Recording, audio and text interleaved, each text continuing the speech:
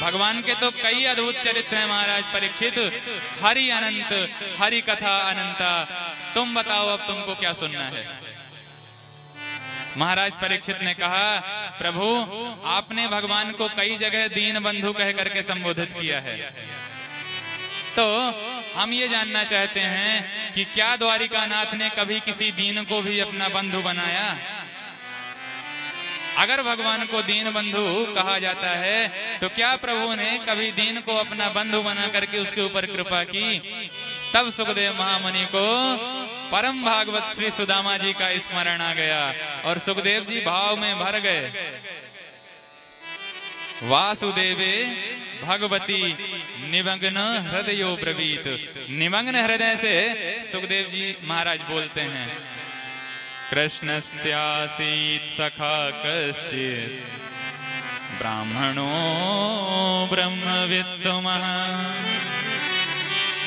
विरक्त इंद्रियार्थेषु प्रशांतात्मा जितेन्द्रियः।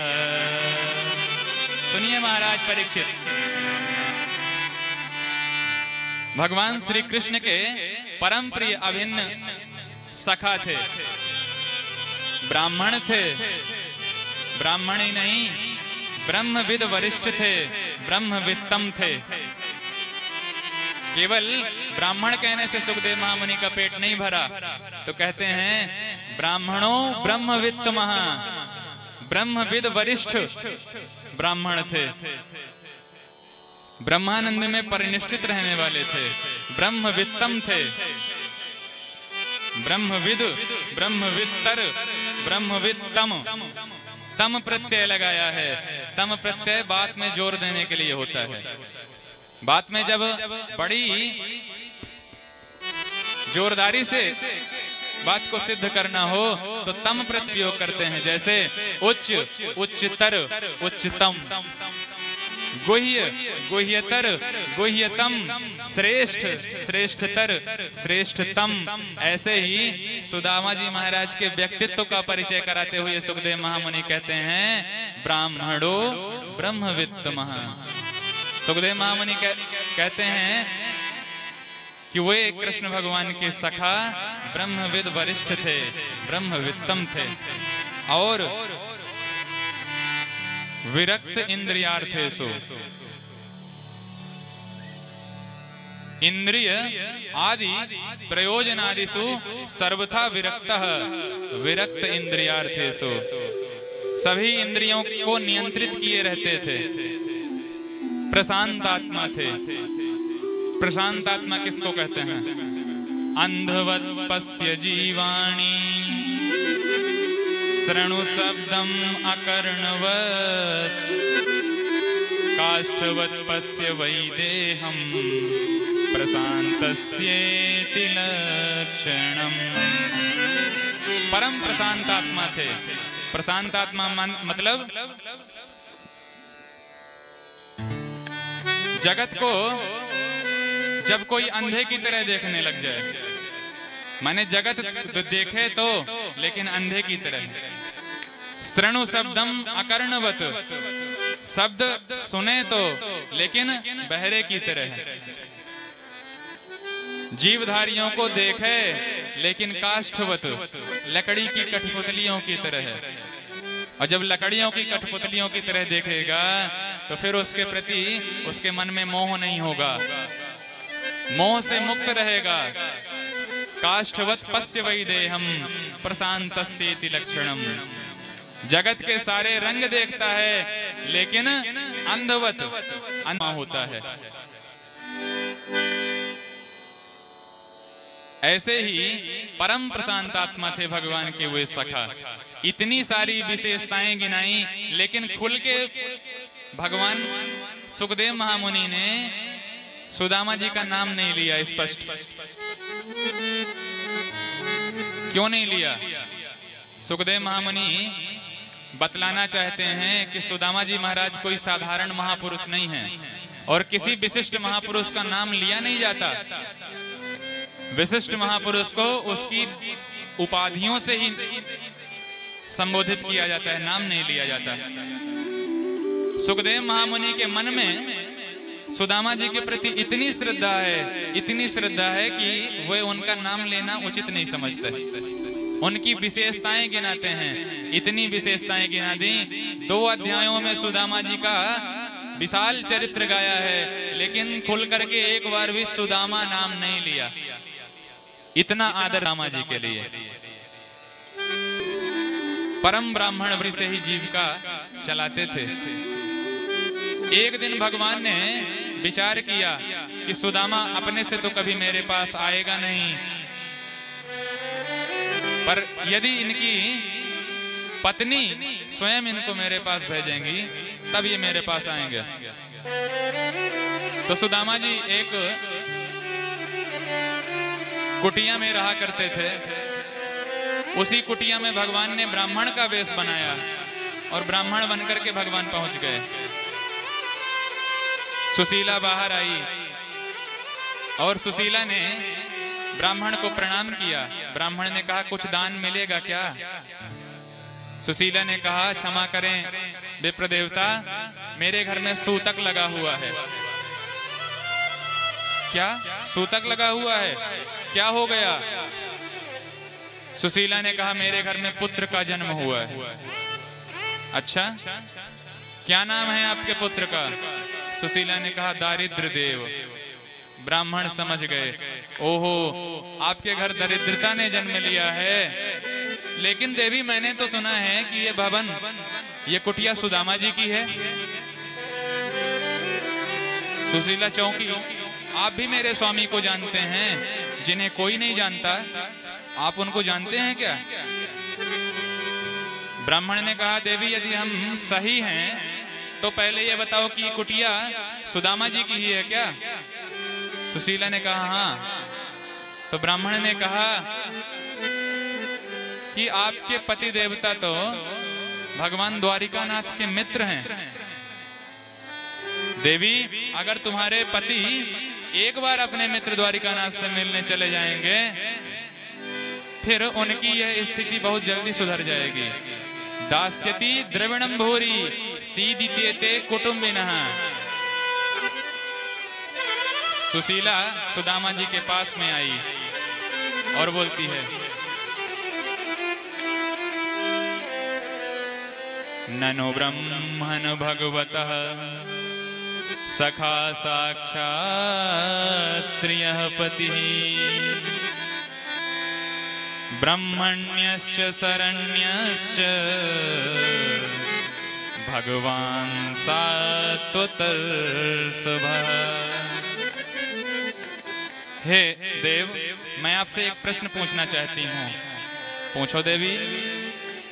सुशीला ने कहा, एक बात बतलाइए, क्या द्वारिकानाथ आपके मित्र हैं? भगवान ने कहा, सुदामा जी ने कहा, तुमको किसने बतलाया? सुशीला ने कहा, पहले ये बताइए मित्र हैं या नहीं हैं? सुदामा जी ने कहा, हाँ देवी, बात तुम्हारी बिल्कुल सही है। हम और द्वारिकानाथ श्री कृष्ण एक ही गुरु जी के पढ़ाए विद्यार्थी हैं, एक ही साथ गुरुकुल में विद्या अध्ययन किया करते थे। कन्हैया हमारे बचपन के मित्र हैं। सुशीला चौंक गई, राम राम, आज तक आपने ये बात मुझसे छुपा के रखी। देखिए सुदामा जी की सहनशीलता, सुदामा जी की जितेंद्रियता, और सुदामा जी कितने प्रशांत आत्मा थे, जिनके मित्र साक्षात भगवान हैं, और आज तक ये बात उनकी पत्नी को भी नहीं पता। कितने जितेंद्रिय रहे होंगे सुदामा जी महाराज। आज हम एक छोटे से मंत्री से, किसी मुख्यमंत्री से हाथ मिलाते हुए हमारी तस्वीर भी आ जाती है तो महाराज गजब कर देते हैं फेसबुक पर। भले ही मंत्री जी हमको जानते भी ना हो, पहचानते भी ना हो, लेकिन धोखे से भी उनके पास हमारी फोटो आ जाती है तो फ्रेम करा करके घर में रखते हैं, दुनिया को दिखाते घूमते हैं, देखो फलाने का बरदस्त हमको प्राप्त है। सुदामा जी के मित्र साक्षात द्वारिकानाथ श्री कृष्ण हैं, और ये बात उनकी देवी जी को पता नहीं है।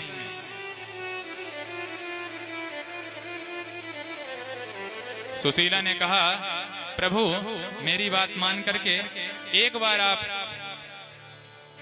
द्वारिकानाथ के महलों में उनसे मिलने के लिए चले जाएं।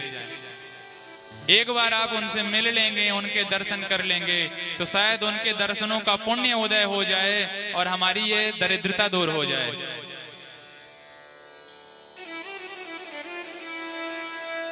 सुदामा जी ने कहा, देवी अभी शांति से बैठें। अभी सुदामा जी ने कहा, देवी बात तो तुम्हारी बिल्कुल सही है, मित्र से मिलने की इच्छा तो मेरी भी बहुत होती है, लेकिन क्या तुमको पता है कि 4 स्थान ऐसे होते हैं जहां जाओ तो कुछ लेकर के जाओ, खाली हाथ नहीं जाना चाहिए। कौन कौन से? माता, पिता, गुरुजन और अपने मित्र के घर जाओ तो कुछ लेकर के जाना चाहिए, खाली हाथ नहीं जाना चाहिए।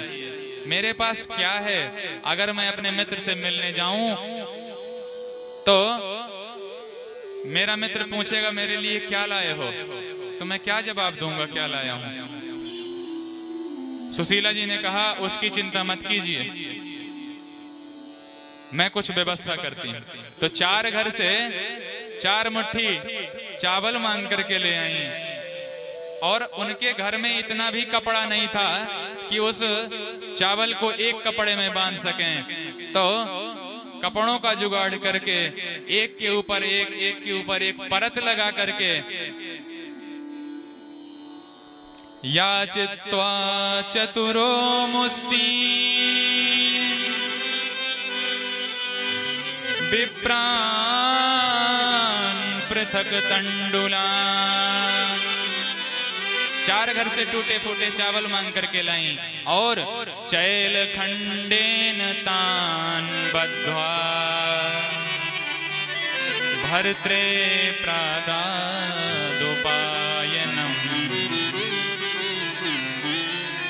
उन टूटे फूटे चावलों को चैल खंडेन, पुड़ों के टुकड़ों को जोड़ जोड़ करके सुशीला ने बांध दिया और ला करके स्वामी जी को दे दिया। सुदामा जी उस कपड़े की पटरिया अपने बाह में दबाए, द्वारिकानाथ को अपने मन में बिठा करके द्वारिकाधीश की जय जयकार करते हुए द्वारिकापुरी के लिए प्रस्थान कर दिए। मन में विचार कर रहे हैं, किम अनेन कृतम पुण्यम, आज मेरे कौन से पुण्य उदित हुए हैं। चलते जा रहे हैं, कन्हैया से प्रार्थना करते जा रहे हैं कि हे कन्हैया, हमको भी अपनी नगरी में शीघ्र से शीघ्र बुला लो। दूर नगरी, बड़ी दूर नगरी रे कान्हा, दूर नगरी, बड़ी दूर नगरी कान्हा, दूर नगरी, बड़ी दूर नगरी, दूर नगरी, बड़ी दूर नगरी। कैसे आऊं मैं कन्हैया, कैसे आऊं मैं कन्हैया, तेरी गोकुल नगरी, बड़ी दूर नगरी, दूर नगरी, बड़ी दूर नगरी। सुदामा जी विचार कर रहे हैं, प्रभु जल्दी से हमको अपनी नगरी बुला लो। हम भी यहीं बैठे बैठे प्रभु श्री द्वारिकानाथ से प्रार्थना करें कि प्रभु, वैसे तो आप का जो धाम है वो बहुत दूर है, लेकिन कृपा कर दो आप ठाकुर जी, तो हम भी आपके धाम एक बार पहुंच जाएं। हे प्रभु, हमें भी अपने धाम बुला लो। दूर नगरी, बड़ी दूर नगरी कान्हा, दूर नगरी, बड़ी दूर नगरी।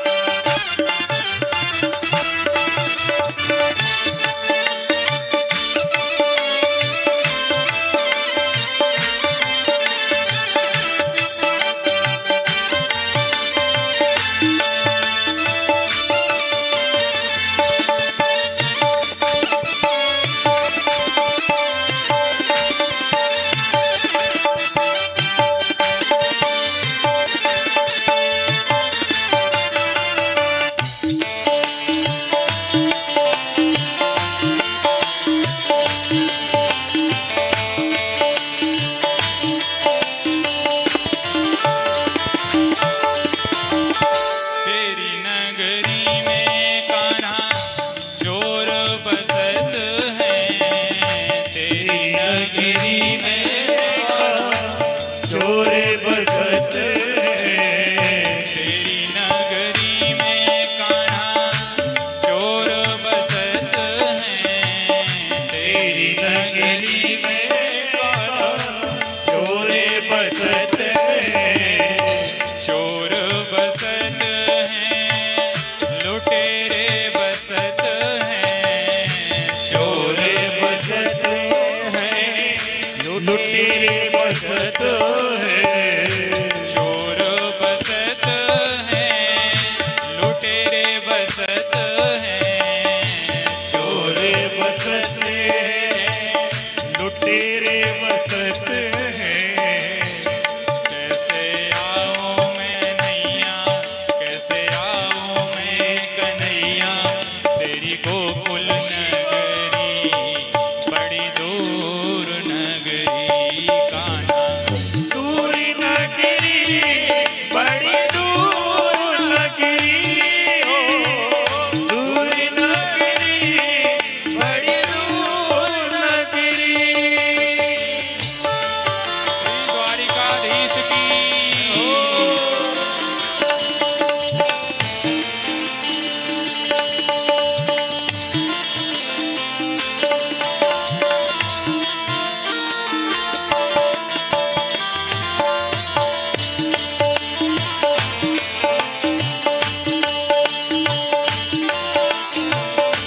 हरि बोल।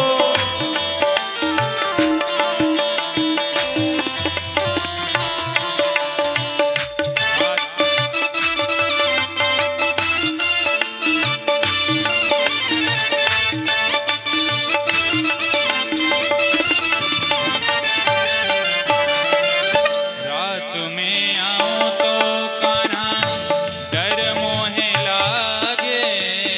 रात में आऊं तो कान्हा डर मोहे लागे। रात में गाऊं तो कान्हा डर मोहे लागे।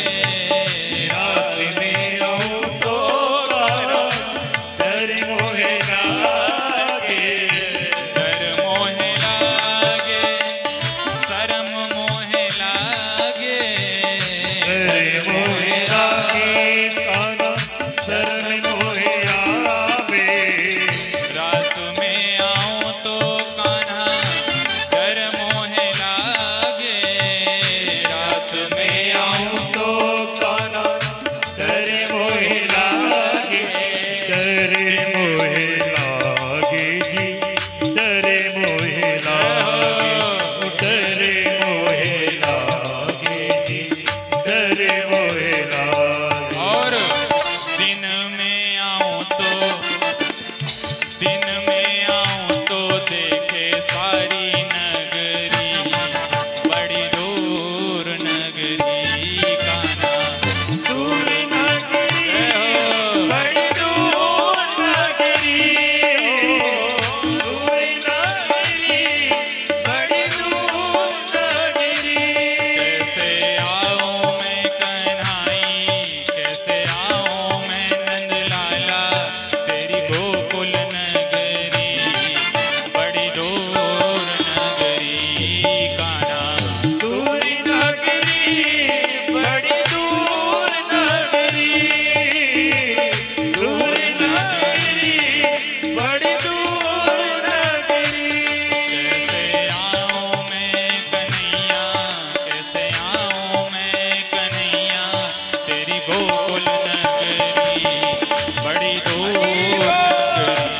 ओ दूर नगरी बड़ी दूर नगरी।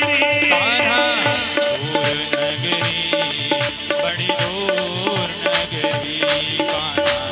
दूर नगरी बड़ी दूर नगरी। आऊं मैं नंदलाला, कैसे आऊं मैं तेरी गोकुल नगरी बड़ी दूर नगरी। कैसे आऊं मैं नंदलाला, कैसे आऊं रे लाला, तेरी गोकुल नगरी बड़ी दूर नगरी कान्हा। दूर नगरी बड़ी दूर नगरी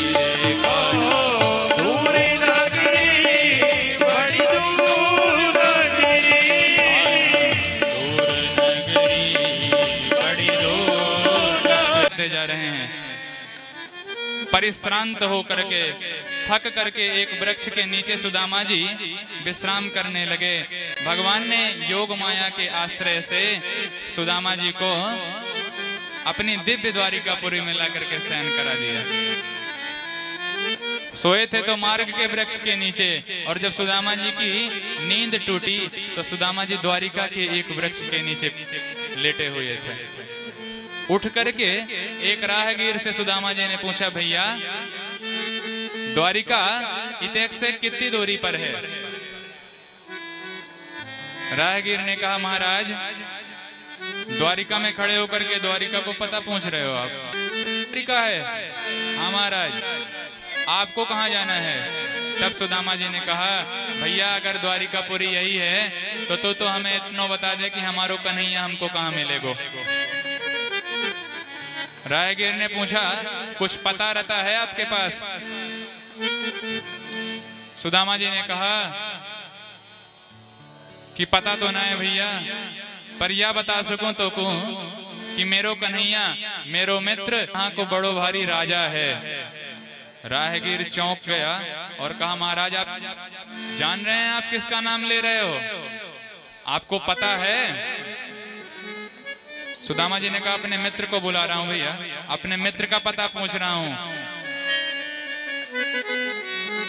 राहगीर ने कहा कि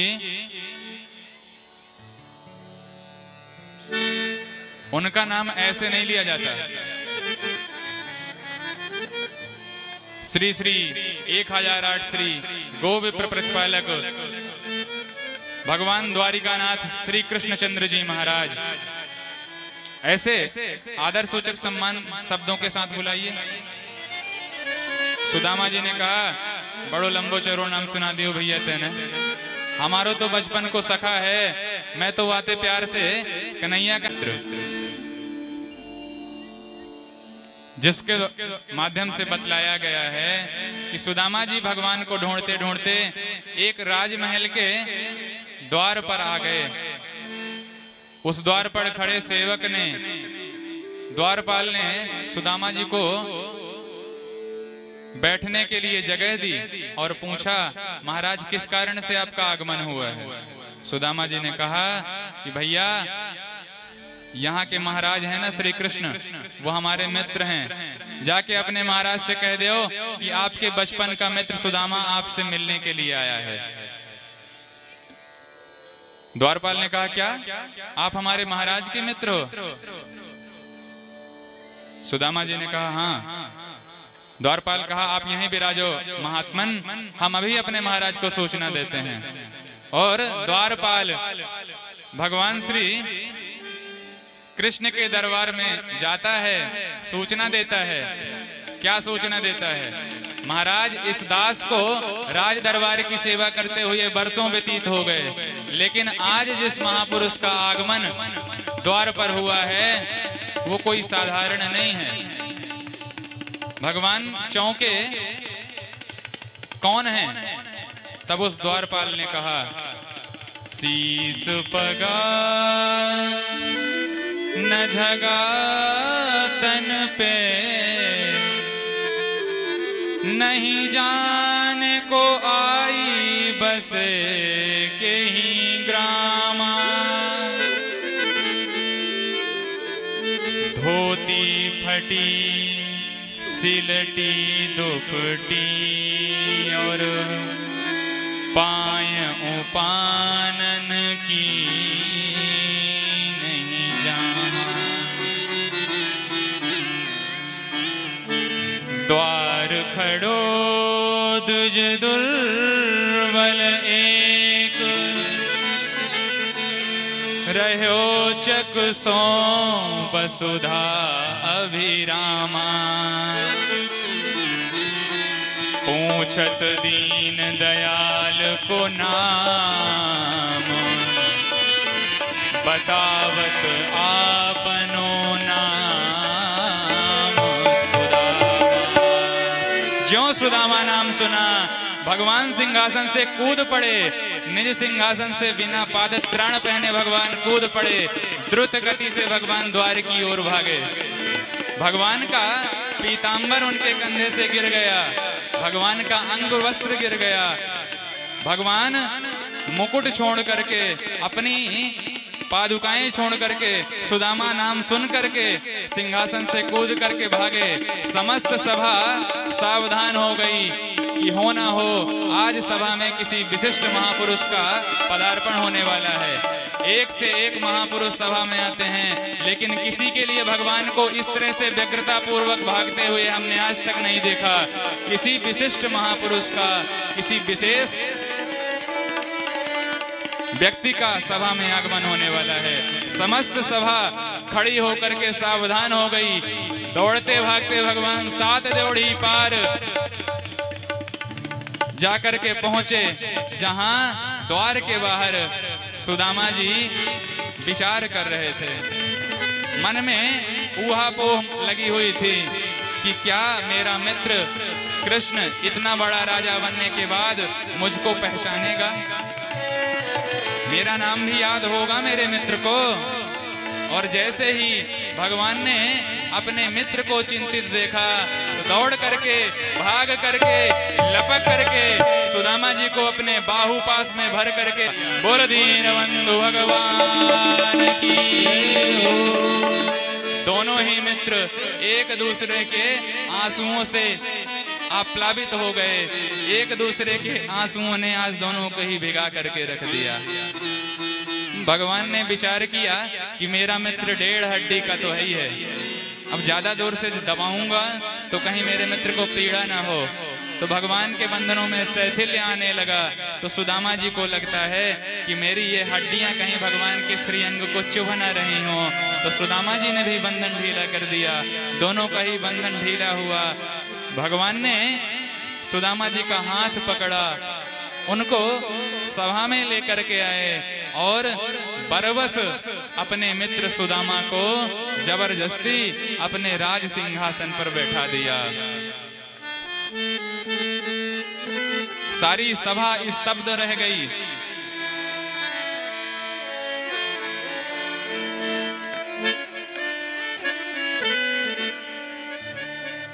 भगवान ने सुदामा जी को सिंहासन पर बैठा करके देवी रुक्मणी को आदेश दिया, देवी खड़ी मत रहो, जाकर के शीघ्रता पूर्वक जल लेकर के आओ। मुझे इन महापुरुष के चरण पखारने हैं, मुझे इनके चरण धोने हैं, जल्दी से जल की व्यवस्था करो। रुक्मणी देवी भागती हुई गईं। मन में रुक्मणी देवी बड़ी सशंकित हैं, बड़ी व्यग्र हो रही हैं और आश्चर्य से भी भर रही हैं।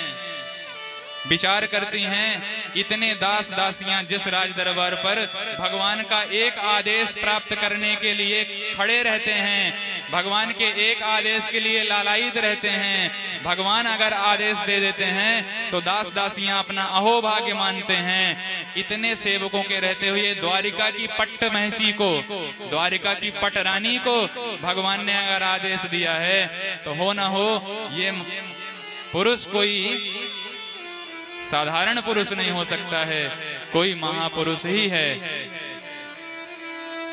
जब तक देवी रुक्मणी जल लेकर के आती तब तक तो भगवान स्वयं ही पाद पीठ पर बैठ करके चरण जिस पर रखते हैं उस पटे पर बैठ करके भगवान ने सुदामा जी के श्री चरण अपनी गोद में रख लिए और धीरे धीरे सनई सनई भगवान ने अपने हाथों को सुदामा जी के श्री चरणों में सहलाना शुरू कर दिया। जैसे ही चरण दबाते दबाते, चरणों को झाड़ते झाड़ते हाथ सुदामा जी के चरण तल पर लगे भगवान के, तो क्या देखा कि सुदामा जी के चरणों में अनगिनत कांटे विद्ध हैं, अनगिनत कांटे लगे हुए हैं।